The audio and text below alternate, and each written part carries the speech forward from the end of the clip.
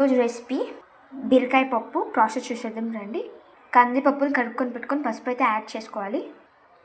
స్పైసీకి తగ్గట్టు కారం, ఆనియన్స్, పచ్చిమిర్చి, టొమాటో యాడ్ చేసుకోవాలి.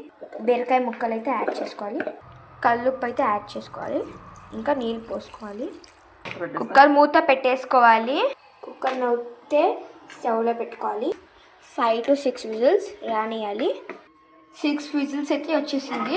ఇప్పుడు మనం కిందకి దించుకుందాము. మూల తీసేసుకొని పప్పు అయితే మెదిపేసుకుందాం. ఇలాగా పోపు పెట్టేసుకుందాం. బాండి పెట్టుకొని ఆయిల్ అయితే యాడ్ చేసుకోవాలి. కొంచెం నెయ్యి కూడా యాడ్ చేసుకుందాం.